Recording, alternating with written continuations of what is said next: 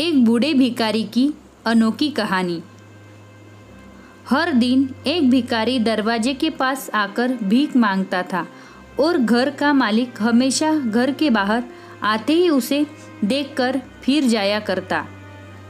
कई बार उसके लिए गालियां भी बकता। वो कहता, तू जिंदा ही क्यों है? पूरी जिंदगी ऐसे ही भीख मांगेगा क्या?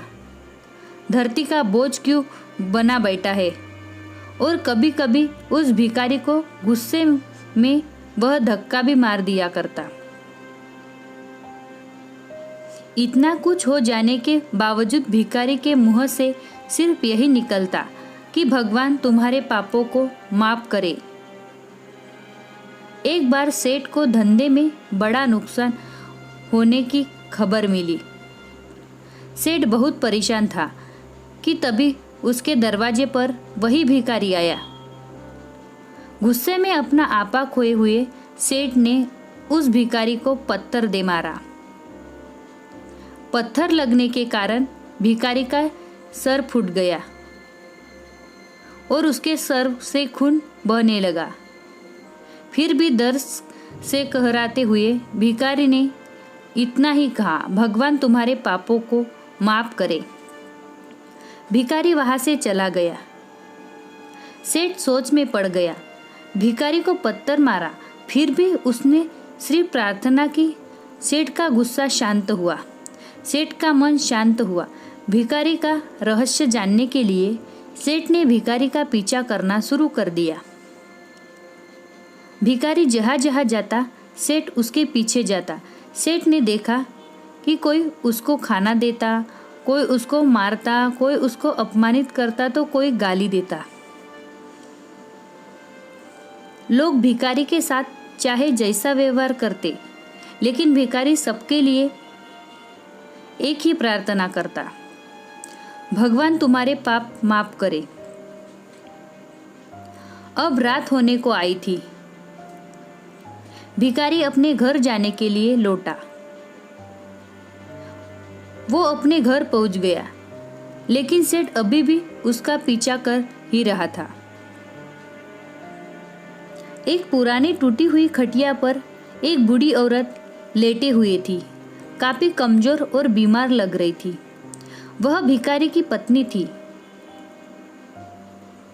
अपने पति को वापस आता देख वह खाट से उठ खड़ी हुई। पत्नी ने अपने पति के भीख वाले कटोरे में देखा, उसमें सिर्फ आधी बासी रोटी थी। उसे देखकर वह बोली, आज बस इतना ही मिला? और हाँ, आपको सिर से खून निकल रहा है। ये चोट कैसे लगी?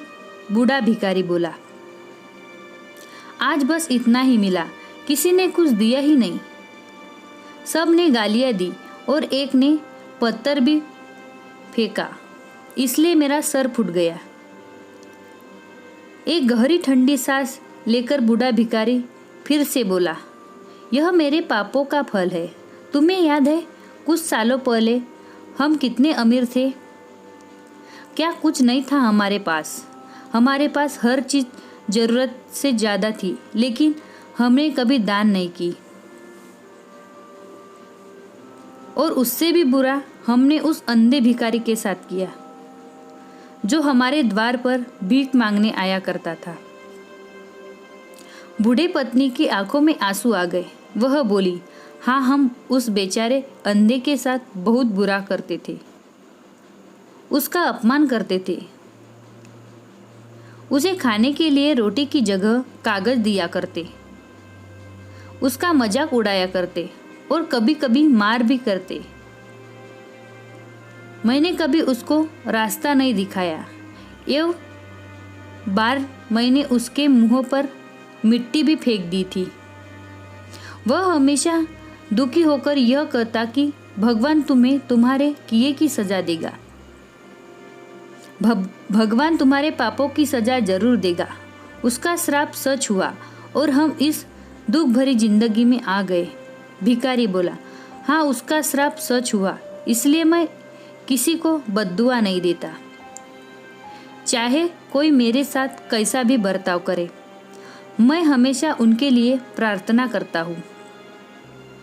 मैं नहीं चाहता कि कोई भी हमारे जैसी जिंदगी का अनुभव करे, किसी को भी हमारे जैसे दुखों का सामना करना ना पड़े। वो नहीं जानती कि वह कितना बड़ा पाप कर रहे हैं, इसलिए अनजाने में हुए पाप की ऐसी सजा किसी को भी मिले मैं नहीं चाहता। सेठ वहीं पर छुपकर यह सारी बातें सुन रहा था। अब उसे सब कुछ समझ में आ गया था। भिखारी और उसकी पत्नी ने वह आधी रोटी मिल बांटकर खाई और भगवान को धन्यवाद बोलकर सो गए। अगले दिन बड़ा भिखारी फिर से भीख मांगने गया। सेठ के घर के पास जाते ही सेठ ने पहले से गरम रोटी या उसके लिए निकाल कर रखी थी। उसे देते हुए सेठ विनम्रता से बोला, माफ कर दीजिए बाबा, उससे बहुत बड़ी गलती हो गई। बूढ़ा भिखारी बोला, भगवान तेरा भला करे। इतना कहकर वह आगे निकल गया।